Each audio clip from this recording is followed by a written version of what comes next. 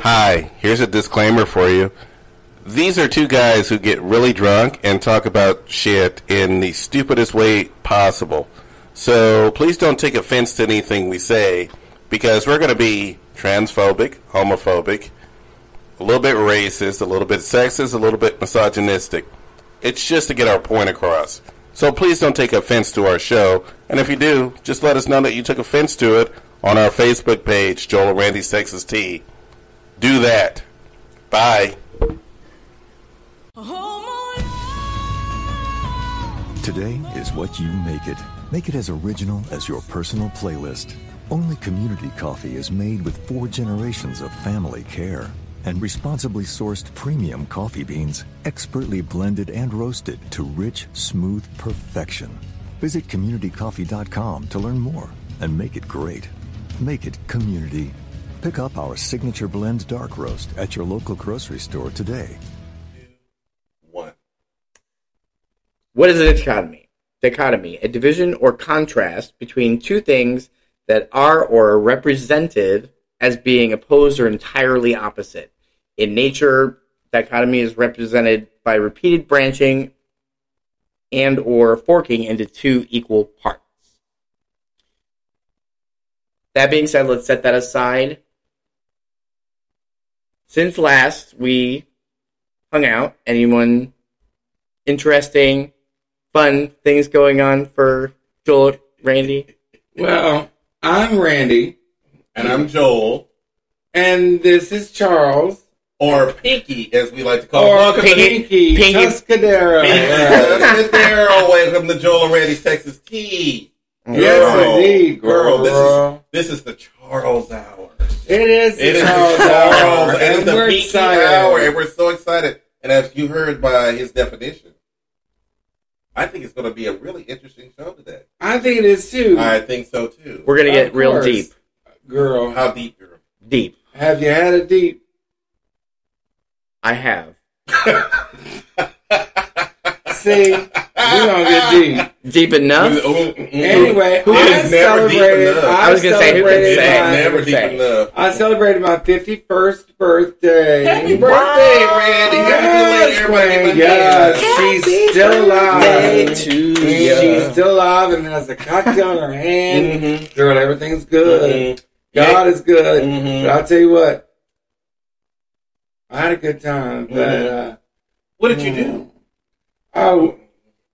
We just hung out with the family, mom and dad and brothers and sisters. Yeah, because 51 is not a big deal. And all that. It's not a 50 was the big deal, but 51, no, that's not a big deal. 55 is the next big Yeah, birthday. 55 is... 55, I'll be able to get into the movie good theater Lord willing, for $10. And the creeks don't rise, honey. I'll be fine. The landmarks just keep getting closer together as you go along. You know what? I went to Goodwill over the weekend, and I like to go to Goodwill every now and then because you can. I haven't been in too long. Knickknacks and paddywhacks and all this other stuff. Plus, I needed some uniform pants, so I'm like, okay, well, I'm here.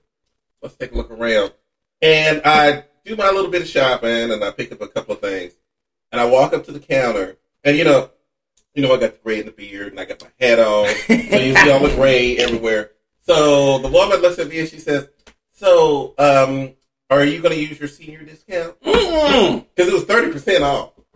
And I'm sitting here looking at her and I'm thinking, it's 30% off. Did they ask you for your ID? No, but I told her that senior discount, right? I told her, I said, no, I'm not 55 yet. You waived your. I'm using my senior discount every time. Well, because what if she had asked me for my ID? Then she would have complimented you. They could ask you for your ID. Yeah, they could ask you. Be caught in a lie. And then, yes, and I don't want to be caught in a lie. But who gets card? Just say you left it in your card. I don't mind. Is a lie. I don't mind saying. Look, I'm going to be the first one to tell you, and I can't believe I'm saying this because this is a gay man show and everything else, and I know we have a gay audience. But I can't wait to get my AARP card. I want all the discounts you can get. I don't like those AARP people. Girl, they started sending. I got my first AARP letter when I turned 40. I said, Lord. Wait a minute now. I didn't know y'all changed the age to 40. They changed the age to 40. No, they didn't. They just sent it early. And I'm like, okay. Right, you're going to mark your calendar. I'm crying about the fact that I'm turning 40. Now I get a letter from AARP talking about, are you going to get ready for those benefits? Right. You ready for benefits? Like a little sticker to put on your calendar and the right date. Like, I tore the letter up. I placed it in a bucket. Tossed it on fire. Burned it up. Wrong address. No such number, no such cell. At least 10 years. 10 to 15 years, because I'm not ready for y'all. Now I'm ready. Come on, bring it on. Right? Bring it on. Apparently not if you're not going to use your senior discount. Vicky, what is the show about this week? Okay, so... He is in charge of the show, so let's This week's show, I decided, in looking about and conversing with friends and even talking here on the show, that there is not enough knowledge out there about where we can find ourselves, who's doing what makes you weird, what makes you fun, your place in the community, your niche, your home in the community. No pun intended. No, just said home No pun intended. Or pun intended. We read about, like people getting bullied about their weight, and I, for one, will speak for the chasers out there and say that there is absolutely a very big community of guys out there who like big guys. Okay. So your weight can be a problem. All right, you know what? I'll stop you there. Where are you? Come to me, because I don't know where you are. Because I'm a big guy, and I love men, and I'm here. I've been telling you about this for years. I'm here. But this bitch don't listen. Right? I have been telling her that there's a huge community of men who love her. Okay, wherever you are, have to go put yourself. Come on, Randy. I am a guy. Don't forget, I'm a guy. I'm not a her. Mm-hmm. But I don't mind being called a her by friends and stuff like that. But I'm a guy who likes guys. There's a BBM community out there. I'm not a guy who necessarily wants a big guy. I'd like a smaller guy. And I introduced you to one of those communities.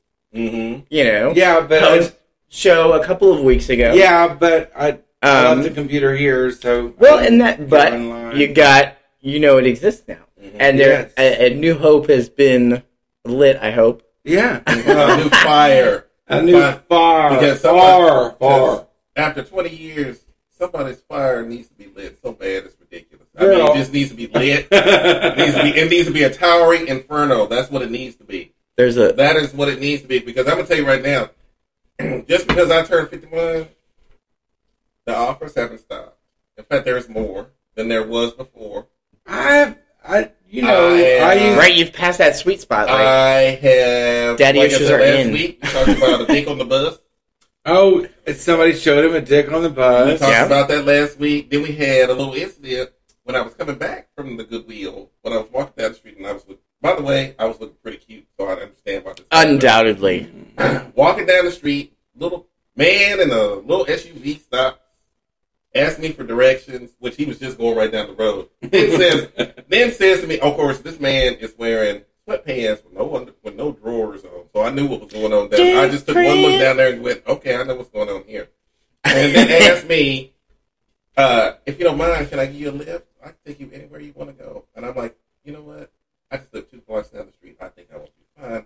You need to go to Garrett, which is further down the road off of Alabama. Go have a good time. Mm-hmm. And I walked home and thought to myself, I'm having a really good day today.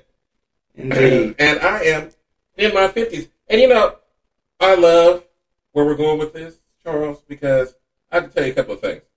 We talked about this earlier, and I lament the fact that gays your age. Yep. We had How not old are just you, the Charles? bars. I am 33 now. 33. So we didn't just have the bars. We had the cafes. We had the little bookstores. And when I say, I don't think I should have to tell a bunch of gay men on this show. She's not talking about Barnes & Noble. I'm not talking about an adult bookstore. I'm talking about a gay bookstore that usually had a little cafe outside where you can hang out and congregate, get together with your girls. Oh, that's not what I thought you were talking about. But we didn't. Mm-hmm. Well, okay. Yeah, we talked about that earlier. About how the fact that. Oh yeah, we talked about that earlier. Yeah, how we lament the fact that you guys don't. We had those places. I didn't have to go to the bars. Exactly. There were places. Yeah, like I didn't that. have to go to the bars. There were. Mm-hmm. Right. But now, see, I on the other hand did go to those other places. I went to the darker places. I love the darker places. Mm-hmm. Bitch. Mm-hmm. I served the darker places. But you weren't necessarily speaking to anyone in the dark. No, I didn't, girl. Or your looking- eyes do all the speaking that's needed. Right, fingers on the top and the bottom. And the dick. It speaks for itself. Yeah, exactly. So I had a whole lot of blowjobs, girl. A whole lot of black eyes. I bet I had. I feel like, Girl, I never used the glory hole except for to show my cock to them, and then I would say, "Come on down." It's very interesting to learn all about that. So I can see what you look like, because I don't let ugly people suck my dick. I'm sorry, I don't. And There you go. If you're cute, you come over to the room, because I don't give a shit what your dick looks like. You ain't going to get a blowjob from me. I'd like to remind the audience that if you were listening to other LGBT shows, you are not going to hear a show where we constantly talk about oral sex all the fucking time. I wouldn't say We constantly talking about sucking dick. Is it? How many episodes have we talked about sucking dick? All right. It goes Many there. It episodes. goes there. All right. It goes there. All right, so I will tell you, Joel. It's a happy place. Joel has told you his place where he fit in and made him comfortable, and I will tell you mine, and it's not a bookstore. Listen, it's not that bookstore. But I have to say, the first place I ever went where I felt comfortable was a bar. Because back in the day, that's all we had. That's where everybody congregated. And there were a lot of people who went to jail behind going to bars. Bartenders were heroes because they, more often than not, in raids, would be taken to the local jail. Yep. For serving and contributing to Of the course, I'm not delinquencies that there. old. I'm not Okay, that we're old. not that old. I'm In not the that 80s, old. it was legal to go to the bar. Yes, Right. I was just about to qualify that. yes. I was about to qualify the fact that I'm not that old, but gay bars were the place that I went. And I love small town, what I call small town gay bars. Right. The neighborhood bar.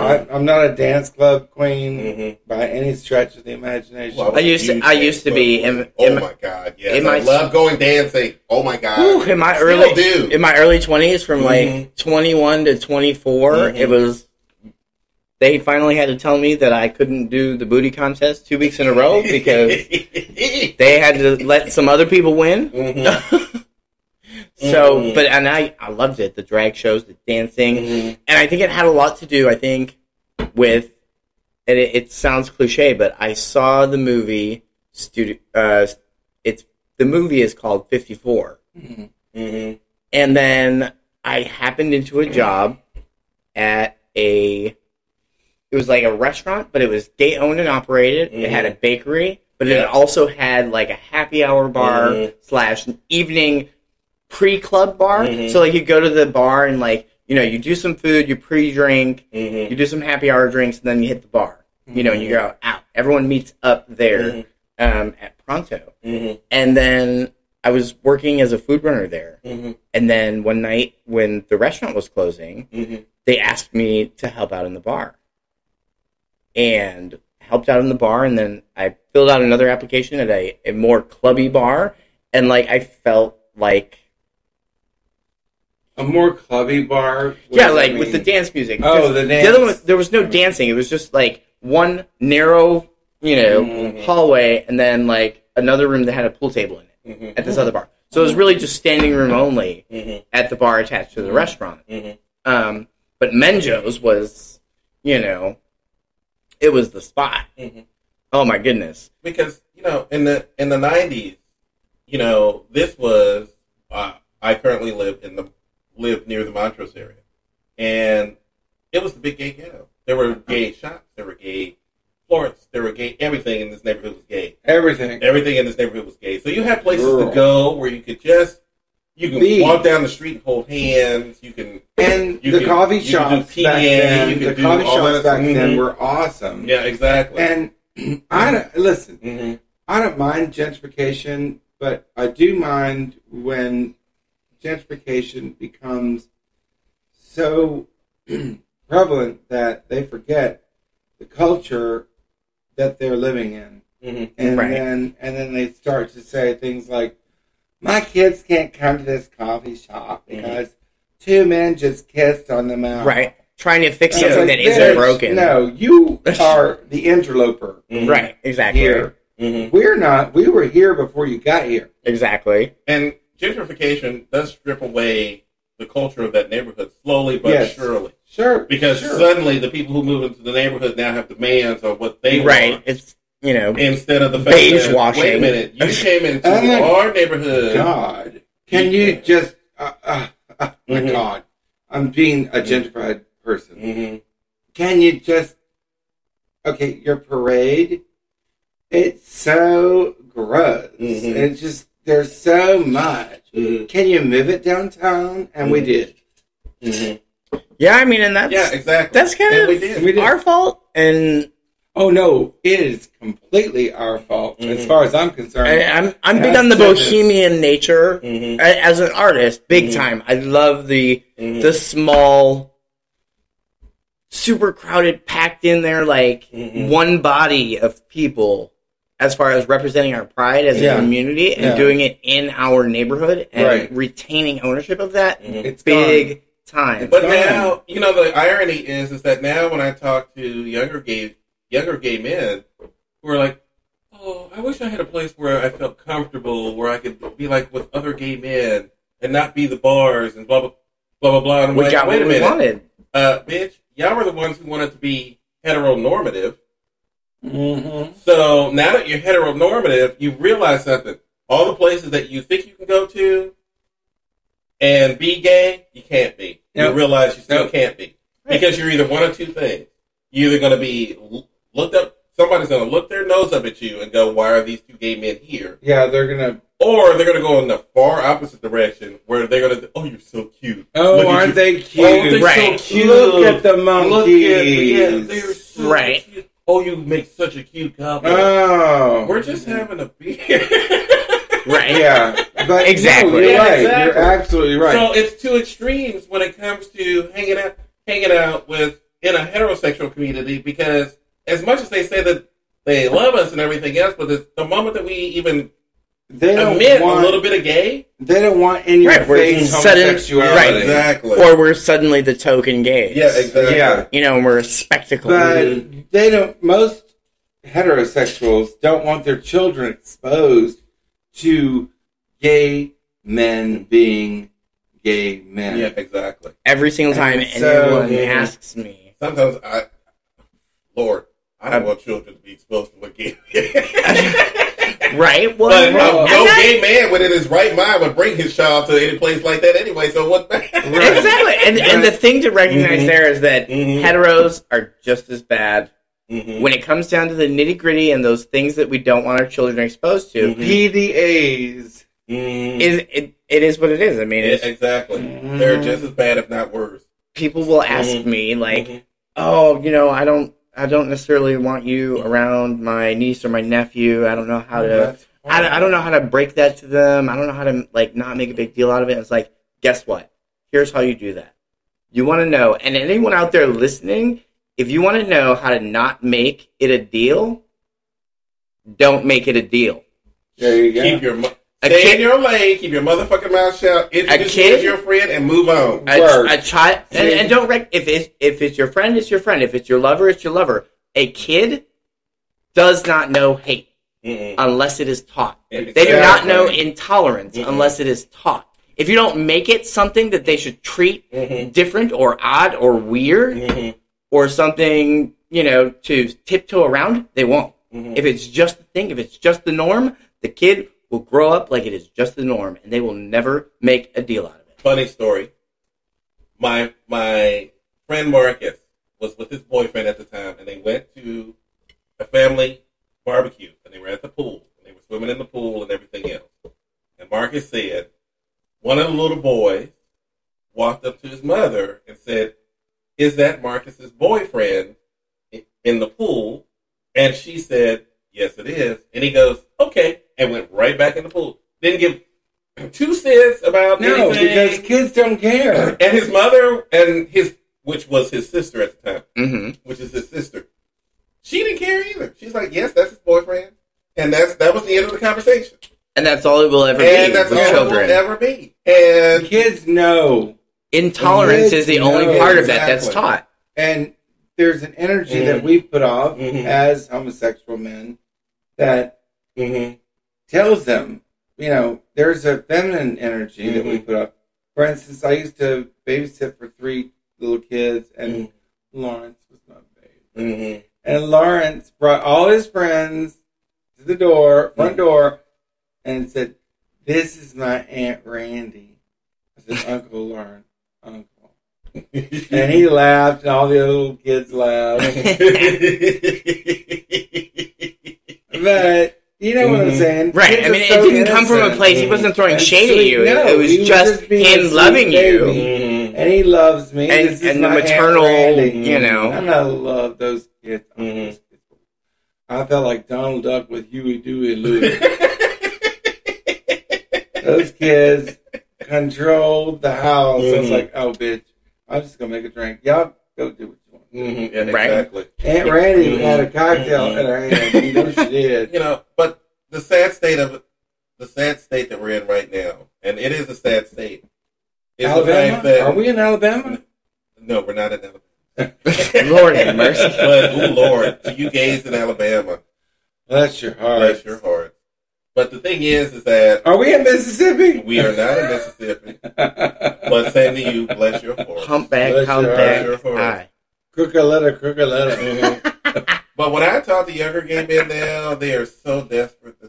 I'm like, but y'all have everything online. I am part of LGBTQ Houston, Gay Pride, Gay Facebook, all this other stuff. And I realized something. Y'all are lonely. Y'all are just lonely. And y'all need to be out and about in the world instead of being on the internet.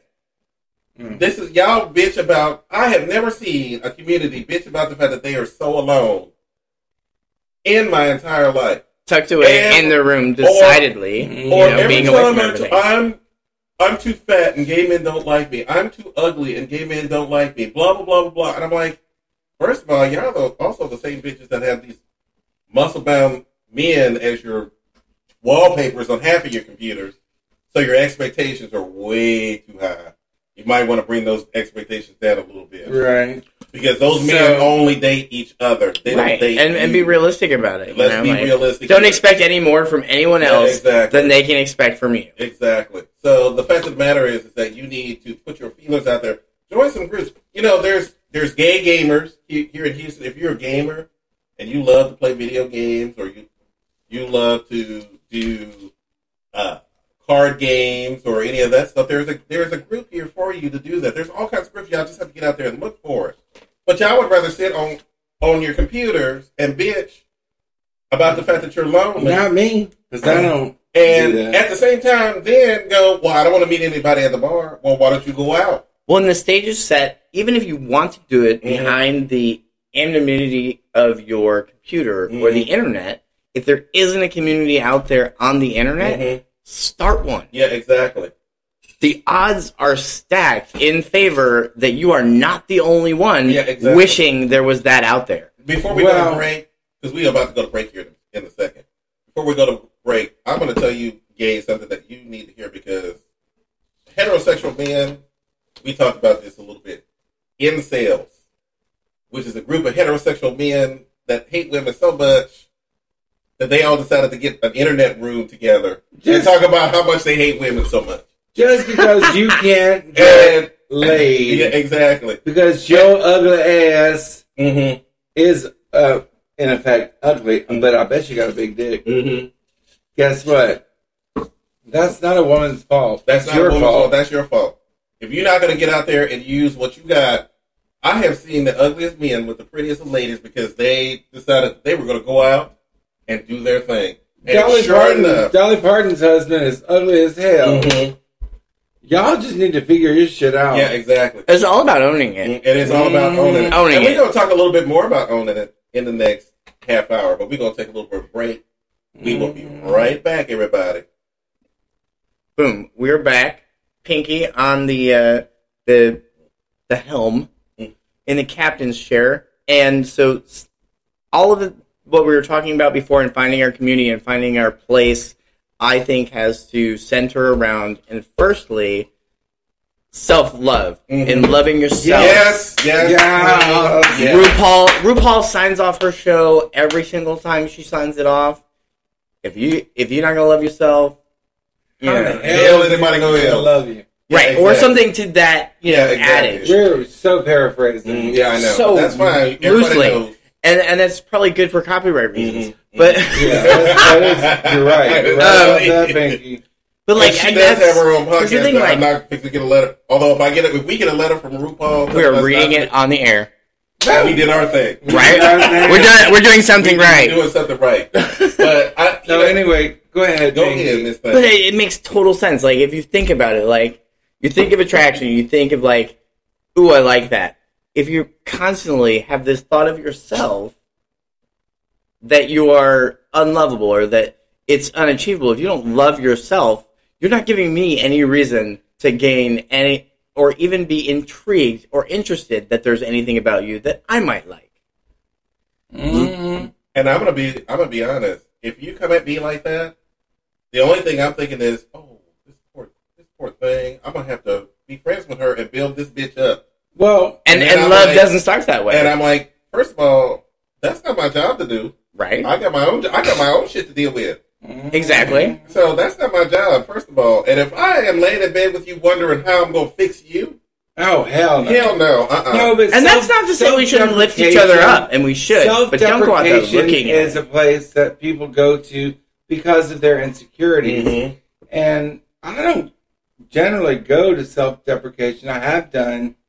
But I wouldn't do it with somebody I want to trick. Bitch, I'm beautiful. Mm-hmm. I know it. Right. I want to trick. I'm trust. In any atmosphere for that. With you. Tricking, looking for a relationship, any of that. You're trying to sell yourself. Yeah. If you don't like it, why the hell am I going to pick it up off the shelf? I can tell you so many instances on Facebook where I have read some queen going, nobody loves me because I'm ugly. Nobody loves me because I'm fat. No, you know who doesn't love you? You. That's who doesn't love you. Right. Nobody else could care less. Let me tell you something. When I see a person on the street, I might look at that person for a second, but I can guarantee you I will not think about that person ever again. That's exactly the bottom line. Nobody don't care what you... Nobody cares. Right, you automatically made yourself invisible. Nobody cares about you. I'm sorry to say it. Nobody cares about you. You have got to care about yourself. Because when you care about yourself, gay community, it doesn't matter how big you are, it doesn't matter what color you are, it doesn't matter what age you are. I'm really getting tired of the age thing, by the way. It does not matter. You need to, y'all out there, listening to podcasts, trying to find hope and pray and listening to all these experts telling you you need to do this and all this and other stuff, and you do that. I'm going to tell you right now, we are not experts at nothing.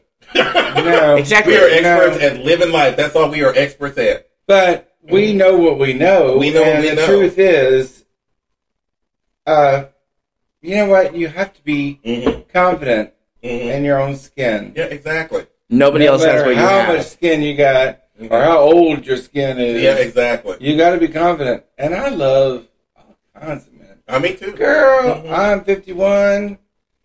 And listen, I will date 60 if 60 knows who he is. Yeah, exactly. 60's got it together in his mind. I don't care about But you wouldn't even date 28 with a perfect body if all he did was tell you how unworthy of love he was or how unhappy he was. Like, who wants to be around that? He's looking for a daddy, and I'm not your daddy. Yeah, well, I don't do under 30. Well, but in any case, an Adonis, you're a younger man than we are, so I love men as long as you are legal of legal age.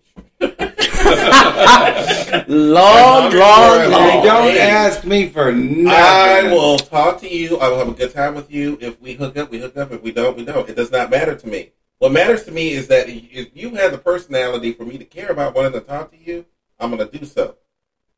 But I am not going to sit here. I want to say this. I'm 51 years old. It took me this long to be 100% at home with myself. For years, I lived in a shame spiral. I was ashamed of my looks. I was ashamed of being gay. I was ashamed. I lived in a shame spiral. I was ashamed of everything that happened in my childhood. I just lived in a shame spiral for so long. And I'm, like I said, I'm really going to get a little bit deep, maybe a little dark here. But the thing is that I went through a period where I wanted to die. And I wanted to do everything I possibly can.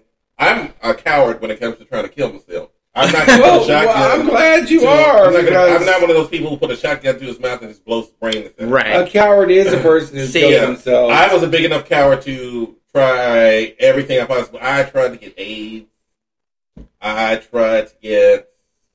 I'm telling the truth. If you, this is the truth. I'll piggyback on that. Mm-hmm. Like I'm 33, and I put myself in dangerous situations on purpose because I wanted to die. I did not want this shame anymore. I wanted to all go away. But when I realized after a while that, one, it's never going to go away. So what am I going to do? Am I going to live my life in this spiral, or am I going to live my life? I live my life. Well, there you go. So did you decide, and I'm just curious, and you know, I don't want to pry into that, but like, did you decide that... I've already told the deepest, darkest secrets I could possibly tell. There's shame where... Lord, I'm a proud of you. Did you decide that the things that you were feeling shame about and for were things that you shouldn't be ashamed for? Mm-hmm. And there was just kind of somebody else's agenda, or the pop culture or the social norm telling you that you should be ashamed of those things because you didn't. It boiled down to the fact that I found my family in this community. I found my family. I found it in David White. Let's sing that song. David White. I found it in my friends David White. I found it in Randy. I found it in Marcus. I found people who would not give up on me. See? They knew the headspace that I was in. And they would not give up on me. Yeah. And I did not want to disappoint them by giving up. And that's what it is. I mean, so there are people out there to ground me, to bring me back. Don't get me wrong. I still have my issues. Everybody has. Everyone has their issues. I still have some issues. Mm-hmm. Thank you for that. I'm 33, and I'm going to piggyback on your yes, please. You know, you're wanting to, you know, die and putting yourself in those risky situations. I won't say that I had an active suicidal thought, but there was one day, and I forget what I was doing, but I was all stressed out, and my heart was going, and my brain was going, and I just felt like I could not take anymore. I laid back on the floor, and I had kind of made peace. Like, if I have an aneurysm and I just cease to exist right now, so be it. And so I passively was okay with no longer existing. I wasn't going to do anything to cause it, but to get it all to just stop and to be, you know, at whatever peace it may have ended up being, to just, even if I just wasn't putting all of that white noise and static out into the universe, you know, the ether, whatever you believe in, I was okay with it, because it was just so much. And as a person, and then you find, you know, and then you think, oh, okay. Once you start sharing that and putting that stuff out there, you understand that you're very rarely, yes, specifically, you are going through those circumstances alone, but you are very rarely the only person going through something of that type. Yeah. And that was something that I had to recognize and realize and just be okay with me and accept, I like these things. There are people that like these things. There's a home for me. I don't have to feel weird about this. Mm-hmm. Yeah. You Google it, you Facebook it, any and all of it. If you don't ever put it out there, nobody ever knows. Mm-hmm. And chances are there's somebody else who feels as weird about liking it as you do, as weird about feeling a certain way that you do, whether that be your gender identity. I know we're gay men and that's our audience, but like if you lean one way, lean that way. And understand that it's like falling in, that group class in high school is like there is a crowd behind you to catch you. Right. It's a trust exercise. And if you're the pioneer in doing that, like, lend the strength to somebody else and be the first one to catch somebody else doing that. And, like, that's a super empowering thing. Like, I wear heels every single time I am here on this show. And they're cute. They're always and I'm amazed. Top flight. This man brought stuff upstairs, carrying stuff upstairs in the heels. Heavy, across the lawn, girl. He always wears cute heels. I will say that, like, I am not full of myself. I am one of the most shy and self-conscious people that I know. And that mostly comes from my upbringing and this constant masculine never being enough, et cetera, et cetera, et cetera. But, like, I deliberately wear heels to the bar, and it has become one of my trademarks, and people look for it. It's iconic.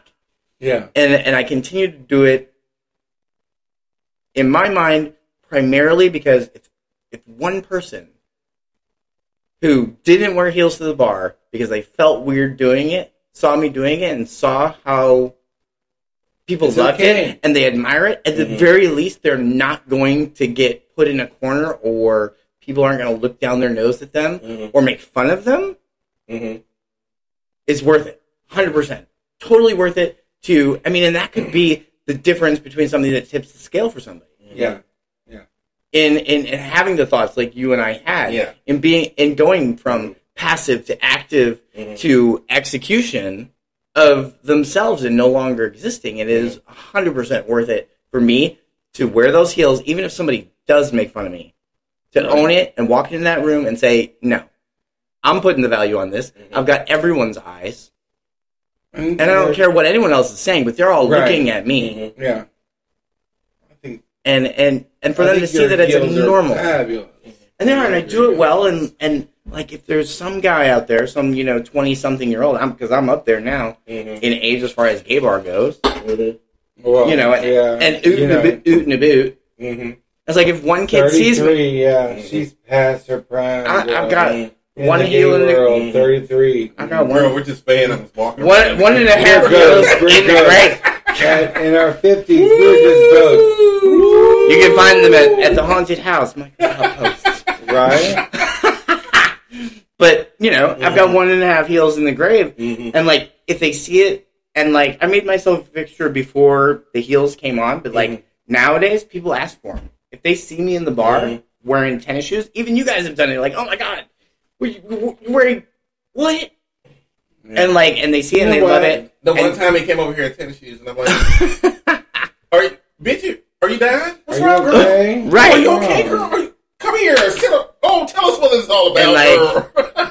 And, like, I feel like I'm a good, strong 7 as far as, like, looks go and, like, hotness, popularity, etc., and what the iconic gay guy is. Like, I think that you are sexy as fuck. And the heels just make it better, girl. And it's not because the heels are feminine or masculine. It's because I fucking own them, and you are not going to tell me what I'm going to wear on my feet. I own it. Let me tell you something, and I've had this argument with men our age. How are you going to get upset about some man wearing a dress or wearing heels when we grew up in an age where we saw men wearing dresses and heels and makeup? We were kids. Everything from Great Britain was makeup and heels, and we loved it. We loved used eyeliner. Prince. My parents actually high allowed heel boots and makeup and big old hair. But my parents actually allowed me to wear eyeliner. My mother was like, "Everybody, listen."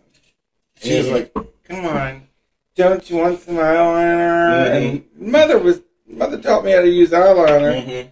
And yes, that is still something I do not have any clue. I wound up with like red eyes, bloodshot because I stabbed myself with the liner in my eye. Yeah. I totally wish I knew a lesson there. But so I find that I'm no, but like, if you trace, I can edit that one out. No. if you trace all of those things through earlier, we just old folks belches. If you trace all of those things through history, and you get right down to like a super biological level with it, the male and peacocking, all of those things that beautified any species belong to the male to appeal, whether to another male or a female. Men were the pretty ones. Heels were invented for men. Heels were invented for wigs were invented for men. You know what? Listen, you don't have to convince me anything about men. I'm gonna throw this quick story in here, real quick. Go ahead, girl. Peacocking. Back in the early 2000s, there was this little fad among heterosexual men called peacocking, which is they would go to the bar to meet women in the most outrageous clothes that they could possibly wear. And they would talk to women, and this is how they would talk to women. "Oh, you're beautiful, but you do have a little bit of weight there going on." Because they thought that if they broke down a woman, she would her vagina would get wet, and then they would go right. Because she suddenly wasn't good enough for him. There was a guy who wrote a book on this whole thing, and he was wearing, looked like Jamiroquai on LSD. If you know who Jamiroquai is, you know who I'm talking about. And just these big old hats, and all this time talking about he got hundreds of women, and blah. I'm like, I can't imagine any human woman, looking at this man thinking, "I want to sleep with you. Look at you coming here looking like a giant peacock." And that's the messed up culture that we live in now. I'm like, so this is what happened. It's gone full tilt, and now we're doing it to ourselves. We do this. Right. Like, let me save you the trouble. I got a little bit of weight here, so just save yourself the trouble. But I always found it odd that when they did it, it was a way to get women. Gay men have been peacocking for thousands of years. That's what we do. Right? You go to a gay bar and you see a man in a dress, girl. We go, "Oh, cute dress," and we keep right on walking. Right? It is not a thing for us. Masculine and feminine has never been a thing for us because we let it all hang out when we're together. And that's why when it comes to safe spaces, we lack those safe spaces for young gay people. Now, we lack those safe spaces for older gay people. Not all of us drink. Right. Some of us would like to go to a place where we can be gay and hang out and have coffee. There's a park. If you like to play chess or checkers, there's a park right off of... Honey, a park that involves gay men. Wait. No, there is nowhere to discuss China patterns, honey. No. It's all out in the open. No, I'm about tricking in the park, girl. I'm talking about tricking in the park too. We used to call it talking China patterns, discussing China patterns. Now, as much as Randy liked the bookstores, I was all about the park. I love the park. I did the park. The Pickle Park. Memorial Park. Pickle Park. Memorial Park was a big thing. No, I never did Memorial Park. Memorial Park was a big thing. I like driving around Memorial Park. I'm too paranoid for that.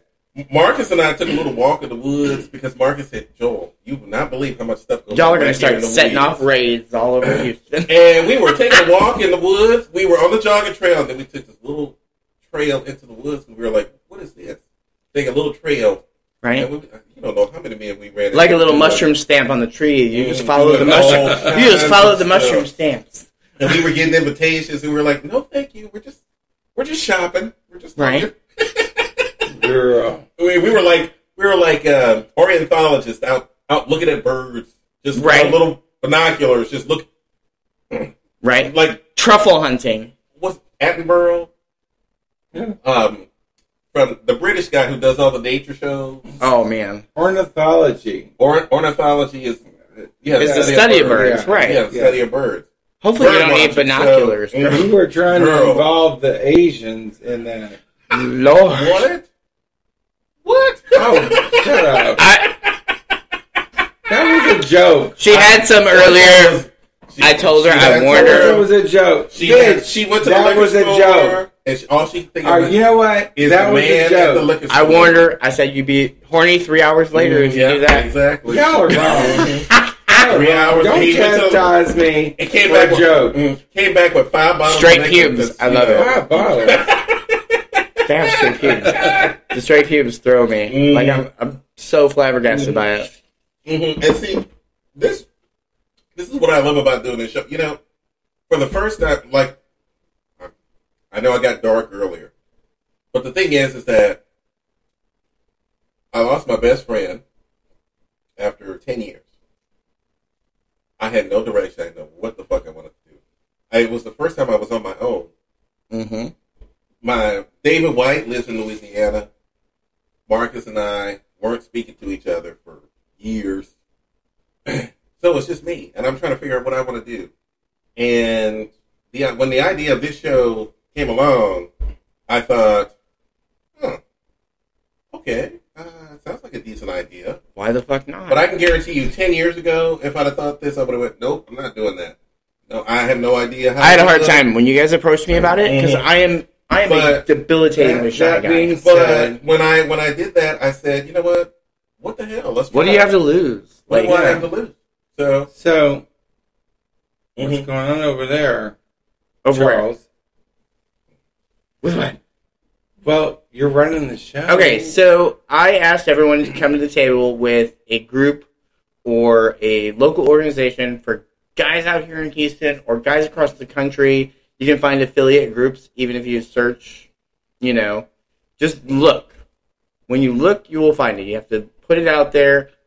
You have to look for it. If you don't look for it, you'll never find it. You know what? The internet is usually a source of all of that, and we're not the internet. But I will tell you this: there are a lot of bear groups. Tons. There are tons of bear groups. There are tons of bear groups just in the city of Houston alone. Like everything, they go out, they meet, they go to dinner, they go to movies. What happens when you're in the middle? Because you're not in the middle. That's the thing. I have hair right here. It's hair right here. It is how you identify. It's how you choose to identify. Or I'm not a bear. I can't be a bear. But why not? Fuzzy Wuzzy was a bear. Fuzzy Wuzzy had no hair. Had no hair. Mm-hmm. Fuzzy Wuzzy wasn't Fuzzy Wuzzy. But Fuzzy Wuzzy was a bear. Fuzzy Wuzzy had a good time. He sure did. Because he had a good time. He hung out with the bears. He identified as a bear. Fuzzy went out and did shit even though he had no hair. Out with bears. Girl, what's all that clapping? Because I wanted to reiterate that point. Fuzzy went out and had a good time even though he had no hair. I will go out and have a good time, but damn. And you should. I mean, and like, take the baby steps that we all take and use your computer as a shield if you need to. Mm-hmm. And that's not to say there's any weakness behind that. No, there's not. I mean, for me, like, I'm on that cusp of, like, I learned darkroom photography. Mm-hmm. And, I still wrote my number down on the inside of matchbooks and slid it to people at the bar when I was first starting out. So, like, I love that old school kind of thing. Mm-hmm. And I hate, having to be ushered into the way things operate now because I suck at it, but it happens. And you just got to roll with punches and use that if you use it. If you don't. And I think this should be said. We're still all a little insecure. Everyone hates something about themselves. Is a little insecure about something. We're all a little insecure, so we're not sitting up here saying that we're super gays and we're above all of that. I'm a little insecure about my belly, but I have great nipples. I'm insecure about my belly. Fucking on point, awesome. We can see them. Even through the 3 T-shirts. You can't. We can't. You can't see them. I have a set of lips that have made men stop their core. That have made in sweatpants and ask you for a ride. Flesh out their penises on public transportation. Oh, he said penises. feel about that. Yes. Forgive me for saying God. And I have been in the hobby center. I'm pretty good. The one thing that I hated about myself forever, you don't know the names that kids used to call me when I was growing up. Suction cups. Because of the lips. Mm-hmm. What? Plunger. I would kill for lips like that. All these names these kids used to call me because of my lips. I would fucking kill somebody for lips like that. Right now they'd call you Jar Challenge. Or like whatever that was that they were all doing. That was a Jar Challenge. So disturbing. Pulling their faces apart. Well, I have to say, listen, I am beautiful.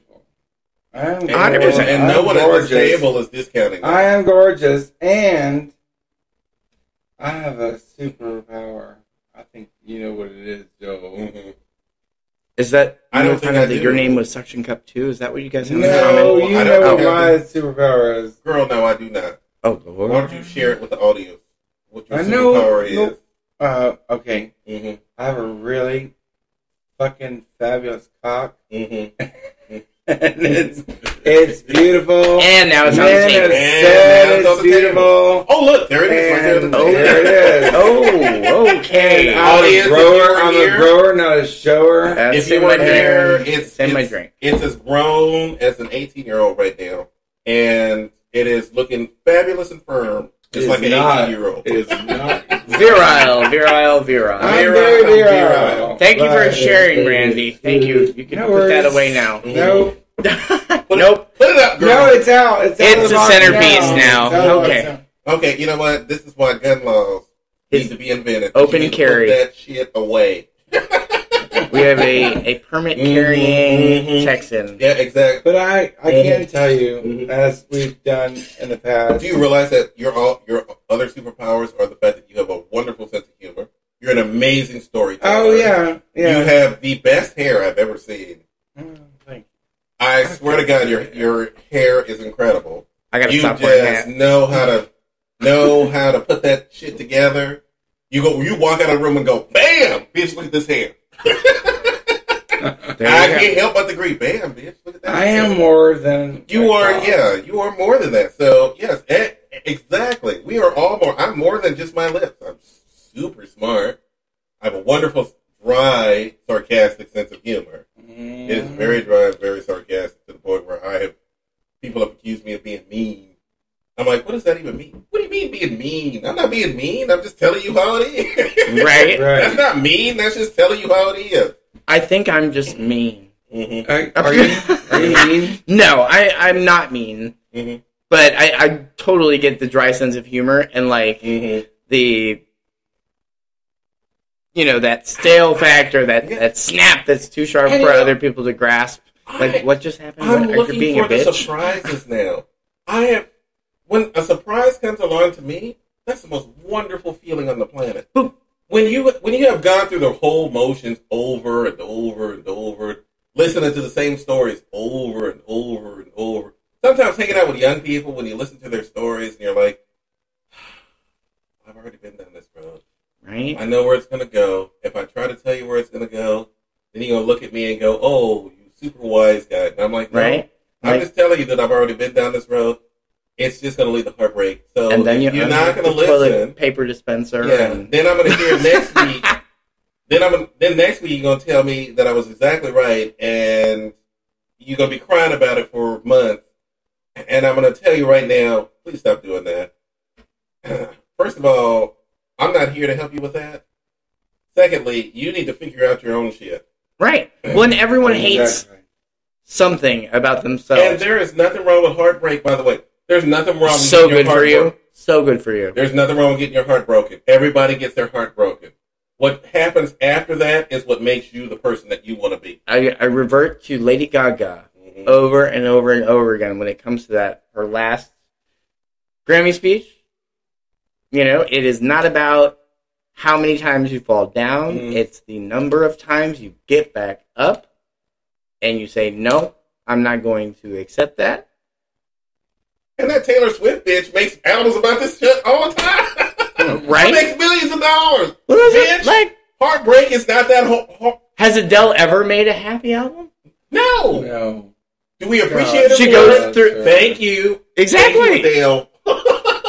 Because there's value in that. There's more value. than just record sales. Like, Mm-hmm. everyone... On the other side of the stall. Yeah. Mm-hmm. So, no, there's nothing wrong with heartbreak, but heartbreak is not about you. It is not about what you as a person are. Heartbreak is just a normal thing that human beings go through. Well, You it as a shows you're still person- alive if you feel it. Like, It makes you feel alive. exactly. And it pumps up You've that got more to blood do. to get out there and go, fuck this, I'm tired, I've eaten 19 gallons of ice cream. I've watched every episode of the Golden Girls until I can't watch anymore. I've Which, never- by the way, I can never watch too much of Golden Girls. Well, I That can does not never exist watch. ever. That can never exist. I I've will been watch just- Golden Girls until Wait. forever. I've never been brokenhearted. Ever. Mm-hmm. Because I know what I know.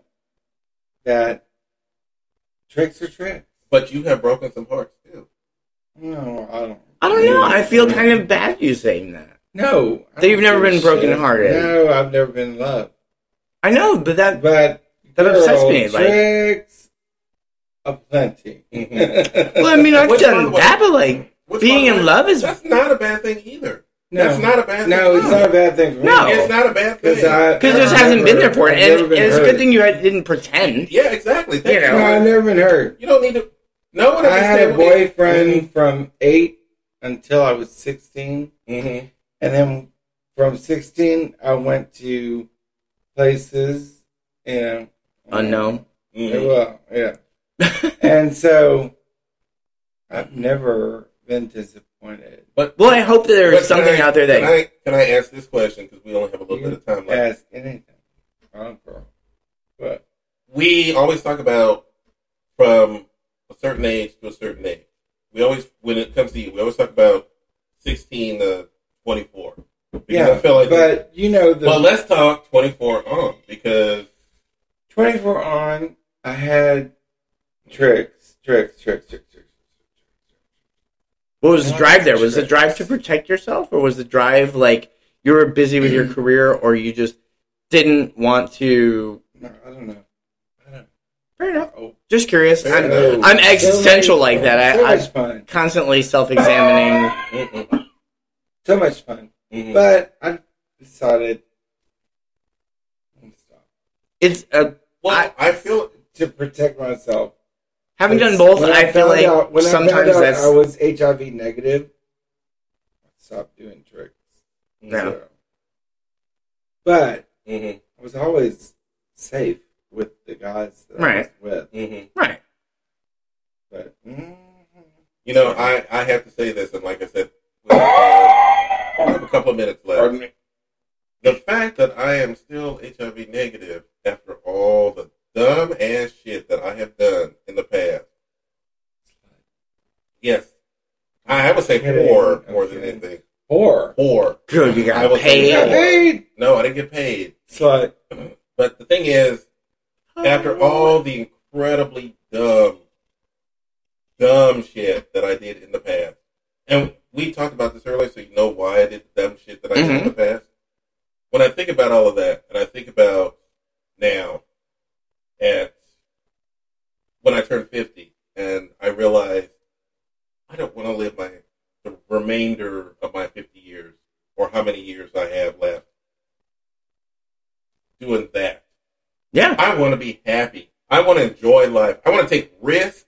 I want to develop my brain. I want to do all the shit that I wanted to do. It's not, for the longest time, it was about my dick.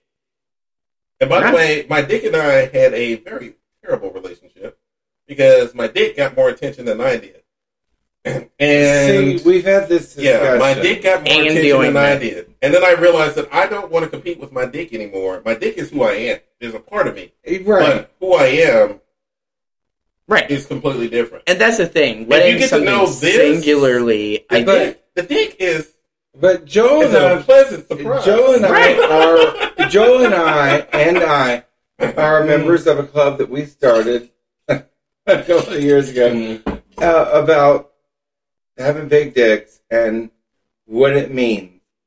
And I've literally so I don't know about had phone calls about, listen, come over and bring him too. I'm like, who's he? Dodging like sock and boppers. Who is he? Like, and he is me. Mm-hmm. And oh, okay. You know what? That took me a second. Stupid thing to worry about. But honestly, people think that it's not a thing, but it is a thing because sometimes it's all we are. I've often just a big cock. We are just big cock and hello, how you doing? Here's the thing. The only time that I ever wished that I was a white guy is when guys would look at my dick. Because as a black guy, it was expected. That's what is expected of me. BBC. To be like a well-hung gentleman of color. I was expected to be that well-hung gentleman of color. And if I wasn't, then I was a disappointment. Trust me, when talking to a lot of black bottoms, you understand what I'm talking about. Because there is nothing worse than being a bottom who happens to be black, and then you meet another guy, and they think that you're automatically a top, because you're black. Exactly. Yeah. Because you're black, they automatically think of you as a top. And when you don't have the dick that they would like for you to have, even though you've told them 5,000 times, I'm a bottom. I have no It just shame about my I have seen, moderate. I have average seen the reason why a lot of black bottoms would just prefer to just not. They'll just stay with black men. Well, the thing people don't get it, and listen, men out there, I'm not bragging. I'm just saying, if you have a big dick, you don't understand what happens when you do, because you're sort of dehumanized, and it's all about your cock. Right, and you suddenly become a dildo exactly. with a person attached. And I actually tried to fake and coming once. I could do that easy. I had this guy come over. He called back in the day on the internet. And he came over and he started blowing me. And I'm like, oh. And he kept going and going and going. You're like, oh, look over there, and you like spit on his ear. I had drunk dick. Whiskey dick. Yeah, I have drunk dick. I can't get off when I'm drunk. So I've been drinking. I was like, oh yeah. It was 11:30 in the morning. I'm coming. You know. See, and like I get that as well, and like I said, I'm not one of those narcissistic, full of myself. I'm a pretty boy. You know, everyone loves me. Blah blah blah. I get just as much as that ew, that's gross on Grindr as anyone else, if not even more, because I put a little bit more of myself out there in some of those stranger things that I enjoy. And I get these ew, gross, I'm not into anything gross. But I get those responses because people aren't into some of those things I might be. Gay guys who piss me off. No, the straight acting ones actually like the ones the pictures I send, but... It's the gay ones that like it's the uber gay ones who want to be the ultra femme and whatnot and say ew gross and whatnot. But it's like, and it's funny because I'm not. Why would you say ew gross to anyone? Why are you on there? If like you're not interested in seeing what you're seeing, and like I lead with it. Swipe left. My profile. Swipe left. Fuck off. Just swipe left. My profile picture has me out there in a pair of my heels, my church heels. One of my very favorite grasshopper pairs. And like the church heels look like. And I've got them in the car. We'll get them. But I lead with that. I'm perfectly the type, and I'm a very strong believer in everyone leading with their red flags, and not like a negative self-hate and putting yourself down kind of way. Yeah. In a these are the things that are me. If you don't like them, let's not waste our time. Like I don't want this to come out 6 months down the road, and you'd be like, oh, that's weird, I can't get into that. And now we've wasted 6 months getting to know one another, and we like each other, and then there's one red flag that, So I want to throw this out here, Mr. Charles. Since you are leading this show, we are a little bit over than we normally are. Do you want to continue this because we can go a little while longer. I would say we could probably put closings on it and like wrap them up. Some old. Good. I mean, and Lord knows I could go all night, but you know I'm young. I can go all night too, bitch. But like, and I'm older, and I know how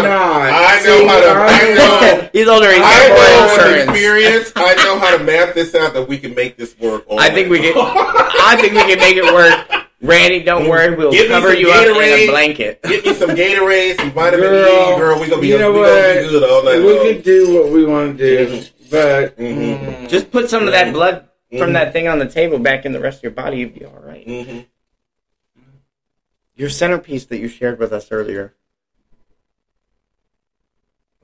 Your penis. oh, shut up! I'm sorry, I don't have a penis. I'm sorry, your big cock. I have a cock. He has a cock, y'all. I have a cock instead of you. I love those comments because my favorite response to that, like, you hung, and I just, it's nope. End of sentence, goodbye. I don't say anything more. Like, and I love guys that say that, oh, well, I think you're too femme because they see me in my profile picture with my high heels on. I'm sorry. Oh, no. Lady, we know. I'm sorry. Are we on? Queens, gay men. Yes. I think we should extend this just a little longer. Simply because now we're into territory that we really need to get into, and that is size. Fair enough. House size is so important in the gay community. Because, honestly, it is.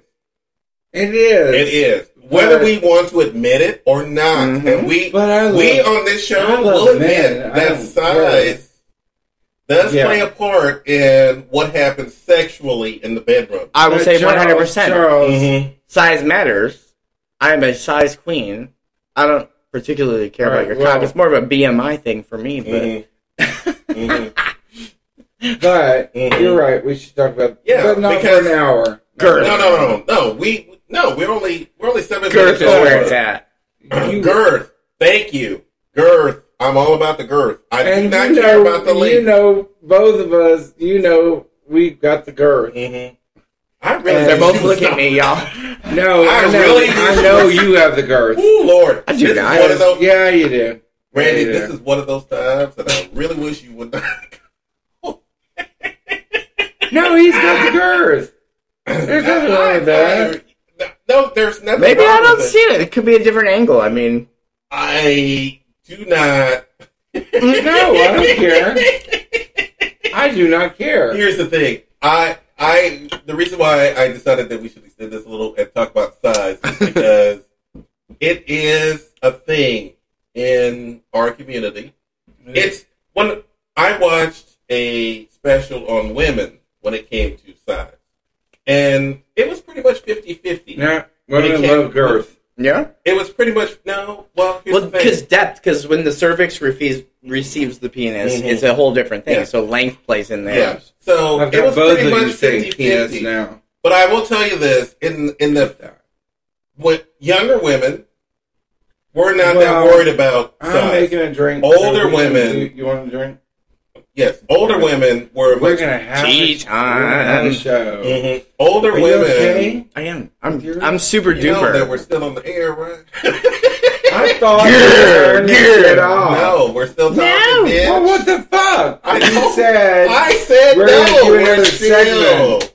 We're still talking. We're extending it. We're taking we're extending it a little bit. If you want to the little blue pill. I'm going to take a fucking break now. Okay. So, ladies and gentlemen, we're going to take a little bit of a break. We're going to go get our blue pill. We're going to go get our blue pill on. And take it with we're going to extend it. There is no... We're going to go, I think, another 21 minutes and no more. Just 1 hour and 30 minutes, I think, is enough for a show. I think that's enough for a show. So we're going to go another 21 minutes. But we're going to take a little bit of a break, and we'll be right back. So we're back. Back. And we were going to get this show earlier, but then we got into the subject of size matters. Oh, shit. Are we still on? Yes. Oh shit. Now we took a break. Now we're back. Now we took a break. Yeah, so yes, bitch. Okay. We're back to size. You know what? Then I'll start. Mm-hmm. I don't care how big your cock is, as long as you know how to use it. I'm good. You know, there are so many men out there that are so fucking sexy, and I've been. And they just get on top of you, and they like. I've been with a couple of them, but girl, like, can you leave now? Girl, no, I've been with that guy. But no, the truth is, if you know how to use it, it's good. So here's a question for the table: has it ever been too big? Not that I've refused it. I have to say, there's always room. Okay, well, so that's 2 of 2. Number 3, which is me, will say that yes, there have been times where I've looked at a man's dick and went, "Oh no, that's not. No, I am not built for that." I said I was versatile. She's not built for it tough. But you're exactly. She's a dodge. I am not built for tough. Listen, I'm more of a Japanese model. It is not. No, she's a dodge. She's like, woo, get that away from me. I'm more of a Nissan. So okay, all right. Your vehicle is a little bit too big for my driveway. I will share. My first time, bitch. I do everything grand, and sex was the grandest. I had never, ever had sex with a man in that, Nobody ever parked a car in my garage until I was with these 2 men. 2, not 1, 2. So you had a 2-car garage going on. Yes, Queen. I'm telling you. Mm-hmm. I was smoking weed. I was drunk. That'll do it. Sade was on. Jezebel. What a bell. That's about the only time I'll indulge. But I'll tell you, it was good. I will tell you that I lost my virginity to a man who had a 13-inch cock. Wow. 13 inches. He was 5'5". I'm now amazed that you're here for 2 reasons. Yes, I know. He was 5'5". He was a huge Michael Jackson fan. I'm not even going to say huge. I'm going to say a complete, total crazy person. So, like, he did that lean forward thing and, like, dedicated to Michael Jackson. An entire room. And he was 5'5". And I thought to myself, I said, okay, I want to lose my virginity. And I want to lose my virginity in the anal way. Oh, well, that's the way. I had prepared myself by watching a lot. This was back in the day when you had to go to the video store to rent your porn. So I would go to the little porn store. I lived in Greenspoint, and if anybody in Houston knows what Greenspoint is, Guns Point. Yeah. So I went to this little video store in Greenspoint and walked to the back, because there's always a back room. Walked to the back room with the curtain, the black curtain. Was looking around, and of course, there's plenty of heterosexual videos. Plenty of them. Literally, and almost an entire wall. And then there's one tiny wall with a couple of gay videos. And so I picked out The Other Side of Aspen, which is a classic, by the way. If y'all want to watch classic gay porn, The Other Side of Aspen, The Other Side of Aspen 2, the sequel. So Aspen, the other side of Aspen was The Other Side of Aspen is kind of tricky. But The Other Side of Aspen 2, you know what? It's tricky. So much hot gay sex in that, it was ridiculous. So I've never seen 2. But 2. Other Side of Aspen 2 was at ski lodge. Oh my god, it was so hot. So I watched. That's lame. I watched scenes with 2 men, and they were having full on sex, and they were enjoying themselves to the fullest. And I envied the bottom because he was just getting it, being flipped, riding it, doing all kinds of stuff. I said, I want to be a bottom. When you learn your combination, I want to be a bottom. Well, there's nothing wrong with I was 27 years old, so I said, okay, I want to be a bottom, but I need to find someone who is going to be a good top. From the other side of the room, apparently. You know what? There's nothing wrong with being a bottom. At all. But no, at all. So I met him. Stand the whole bottom. I met him on AOL, amazingly enough. You've got mail. Mm-hmm. I met him on AOL. You've got cop. We went out and had dinner a couple of times. He told me about his crazy Michael Jackson thing. And at first I was like, I'm not going to deal with this guy. But there was something about him that I just went... Because he showed you as crazy. He showed you, the thing that drives people away. So Halloween comes around, and you will not remember this. Pinky, you will not remember this. But there used to be a little restaurant right there on West Ham called Charlie's. Yep. And it was... Charlie's Coffee Shop. Charlie's Coffee Shop. It was just like House of Guys. Girl, right there, but food was good. Good. It was terrible. No, well, I was drunk enough to do it. Yeah, exactly. You had to be drunk enough.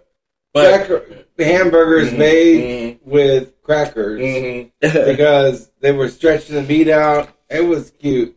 No, all right. But Charlie, you're right. But Charlie was not good. So here I am with my cousin Marcus, and we had just gone to all the bars. Here he comes walking up, and he's dressed up like Michael Jackson. Walks up to the table, says hello, says, "Would you like to come back to my place?" Marcus looks at me and says, "Bitch, are you crazy? Are you going to go back home with this man?" I looked him up and down, and I said, "You know what? Why not? I want to get this. I want to find out what it's like to be a bottom. He can't be that big, so I'm not really that worried." Right, because he's 5'6", right? Mm-hmm. Get back to the house. He shows me his museum to Michael Jackson. We get to the bedroom. I take off all my clothes. I'm laying in bed. He tells me to smoke some weed and have a glass of wine because this is going to get time. I do love weed. It's like you're gonna need it. And then he comes walking into the room, and good God, I had never seen a dick that big. I didn't even know a dick that big existed. And I'm thinking, where's he going to put that? Oh, Lord, I'm going to lose my virginity to this. This is what I'm going to lose my virginity to. And I said, look, I'm a virgin, so you're going to have to go slow, because I don't know about this. And he started from the bedroom doorway and just slapped you on the face with it. Thank you to weed and a bottle of Cabernet Sauvignon. Weed really helps. Weed really helps. I got an orgasm without touching myself. He hit that spot so good, it was ridiculous. There was some guy. Well, listen. He hit that happened to me one time. It was ridiculous. But we tried to do it again the next morning when I didn't have anything. Not the same. Couldn't do it. Charles, have you ever... My first time, there was weed in that. My first time. Charles, what about your first time? My first time, and this is probably why I have such a love for it nowadays, because it's like that iconic moment, but like seedy motels, for some reason, really, really like make me feel very sexy. No weed. I was not big on weed, but like give me like that red light and the vibrating bed. I'm sort of in shock because I didn't know vibrating beds still existed. No, but they didn't like it. And I'm from Detroit, so it was kind of like an inner city thing, and the gay scene there was not on like it is now. Like Fabulous Ferndale didn't exist then, and the gay bars were still in like the super shady parts of town where you still had like what they'd call now the trap motels and whatnot. And like those motels didn't need to do any maintenance because they didn't need to attract guests. They were going to get guests because they were run down and out of the way, and nobody was paying any attention to them. You paid an hour. You paid for an hour. Trust me, I know. I'm talking to a lot of heterosexual men. Those were the places they went to for an hour. So did you? But no weed. Plenty of Captain Morgan's. No, I was seeing a guy, and I lost my virginity to the guy I was seeing. And we were together for probably 2-3 years. And there was just kind of like this, dynamic between us as far as sexually. And like, we both knew where we stood on people that we would sleep with, people we wouldn't sleep with, and so there was that bond and that trust of like, I know that I'm safe with you regardless of where you've been in between times. And so we hooked up points, you know, scattered across after we had broken up. But that was probably one of the most exploratory relationships, and I probably covered the most ground with him. I did it on the hood of a Dodge Intrepid, in the front seat of a Dodge Intrepid. It was funny because we had actually done it in a church parking lot, and like had passed out like sex sleep, like and the cop like woke us up knocking on the window. Thank God we had finished and we were fully clothed and just looked like we fell asleep in the car. Right. And he didn't knock while we were doing it because we'd be on a whole different VIP list nowadays. But like we did it in the backseat of a box, or the back of like a box truck during this event that we were working, and I had an experience in the back of a U-Haul. Yeah, but I'm not gonna tell that story. Same kind of box structure, like just in the middle of the day, like people are like, oh well, why don't you do that stuff now? It's like, well, you know, I haven't been arrested for anything. Well, you know, sexually related, but like I know what jail is like, and I'm not willing to risk that now as a grown up. 20 years later, I was a young man. I'm still a young man. Don't get me wrong. I went to a parking lot. I met a guy on a service. Back in the old days, there were call lines, and you just call up, and you know. So I met him, and call boy. We had fun in the parking lot of the Publix grocery store. Publix.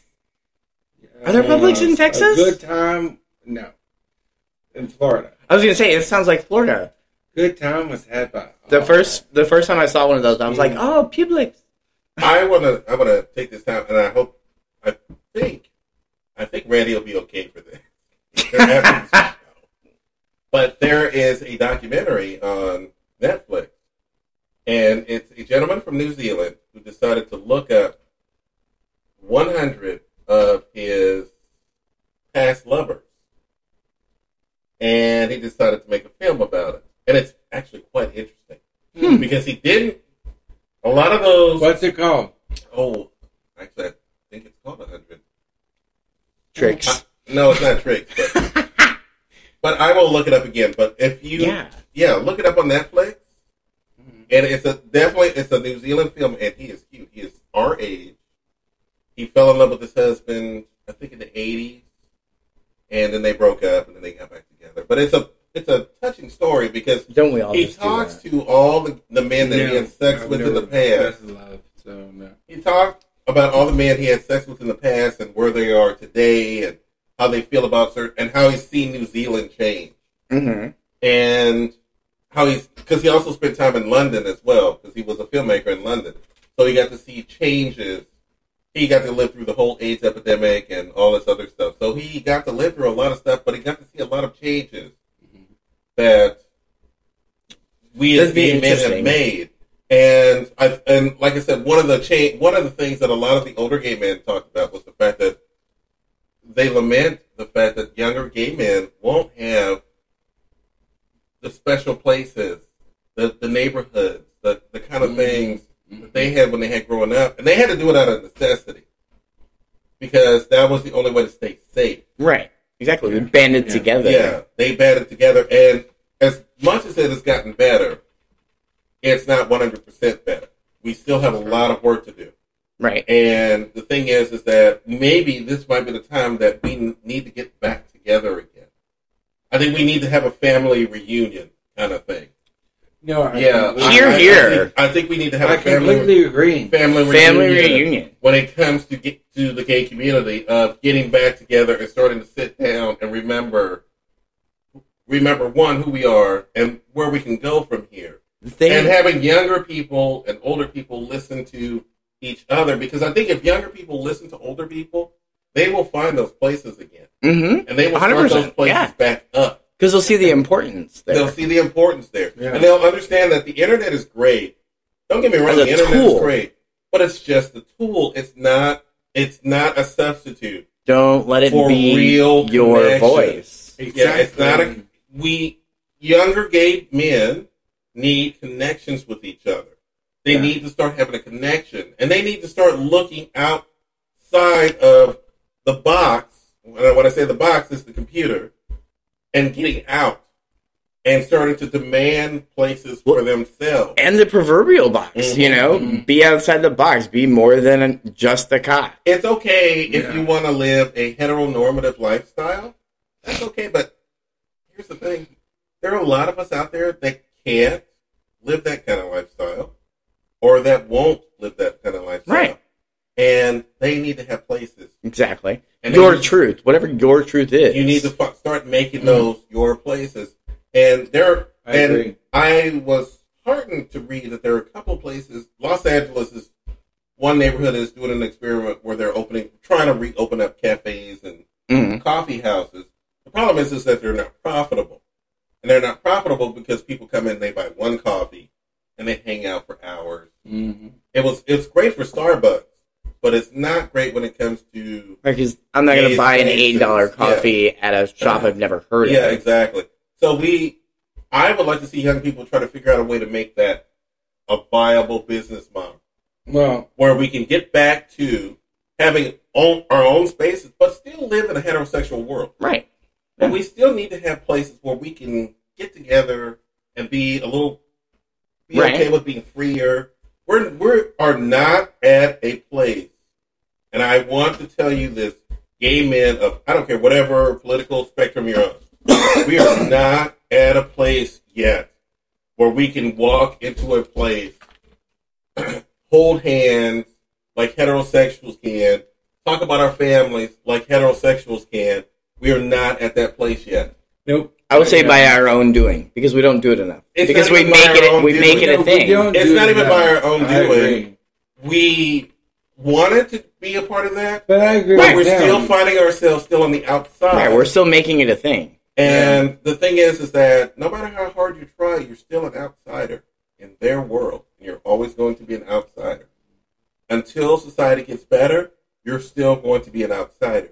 You still need to have places where you can go and be able to be free to be yourself. Yeah, I mean, I say a lot of that is perspective, though. Like, flip it on its head. You're not living in their universe. They own everything. So as long as they own everything, there's nothing we can do. As far as consumers go, we have the power in a and we're getting economical and big scale on that. But like, we have the ability to reconnect and remesh and become one fiber as gay men. We need to have a family reunion, basically so that we can get back together, figure shit out, and say, hey, okay, I live in a heterosexual neighborhood, blah, blah, blah, blah, blah, but I'd like to have a place where I can hang out with my fellow gays. Right. I mean, and do that kind of thing. And we just need to find that again. You cannot find it on the internet. And we should create a place You can't hold hands on the internet. You can't smooch each other. You can't, greet each other. And then, it's viewed as European, I guess you could say, is a little bit more a flamboyant culture where, greeting and kissing each other on the cheek is something common. Yeah, exactly. Because it's just part of their culture. Here, if two guys did that, like, oh, man, these fucking we have got to reclaim our culture. We cannot let it become homogenized. Because once we do that, we're pretty much done. The most frustrating thing for me with gays, like, younger, my age, as well as younger, is not understanding what pride is about. Not understanding that that celebration is a celebration of something more than just getting drunk and being stupid and being naked in public. Of course. And I feel like that, as Randy has pointed this out, and, I was a big fan of it, but the more Randy talked about it, the more I started to realize something. It's not gay pride in Houston anymore. Now it's Houston Pride. No. It's Bud Light It's Pride. a bunch of heterosexuals. Bud Light. Yeah, it's a bunch of heterosexuals who can act a fool. Because now they can act a fool because we're among the gays, so we can act any way we want to. Because we're among the gays. Yeah. And Very they forget upsetting. that, no, gay pride is more than that. And by the way, I don't want to buy a roof while I'm at a gay pride parade or concert. Or Do you want hardware? Well, I think those are mostly like gay owned and operated and gay friendly. These are all heterosexual businesses. Well, but they're not gay friendly though. No. Like not anymore. They're So maybe they're gay friendly when they need to be. But they're using gay. Better than me having to go somewhere that isn't gay friendly. Yeah, but it's not gay pride. But it's not gay pride. Houston pride. Well, right. It's Houston pride. And that's Houston pride. Right. Well, and that's wanting that. That's wanting that celebration. I don't give a shit and what about that Houston. costs. I agree. But it's not about gay pride. No, the cost of pride and what it costs to put that all on. And those. Yeah, but go back to doing it in a small way. And I agree 100%. Yeah. Do it bohemian style and do it as a community and just but as a protest and a stand-in. Because gay pride got kicked out of Westheimer. Yeah. Because of all the heterosexuals who moved in and kicked us out. Yeah. Right. Well, now we're downtown. Now we're downtown. But I thought you said Cox, and gay pride should be. But even then, it's not even about Cox. It's about what happened in New York. Okay, so we all agree on that. It should also was joking. It should also be about the lesbians. So let's throw the lesbians. But here we go. We are vagina gross. This is the done episode. We have now reached that mark where we are done, girl. Stick a fork in us. Well, we'll talk about that another time. But in the meantime, everybody, thank you for listening to this episode. We had a really great time. Blessed. Great Blessed, time. and you, as Randy would say. And it's not me. It's Miss Clara, honey. Okay, so blessed, and you. So, Charles, would you like to lead us out? I will say, if you're not going to be good at it. You're not alone in it. There are other people flying the same freak flag, waiting for you to put that, hanky in your left pocket. Show what color it is. If you don't know hanky code, look it up. But thank you, and there you go. There we go. Okay. Good night. Good night. Good night. I said good night. Hey, it's time to go. Hope you liked your Texas tea. All you bitches and hoes. Hope you liked your Texas tea.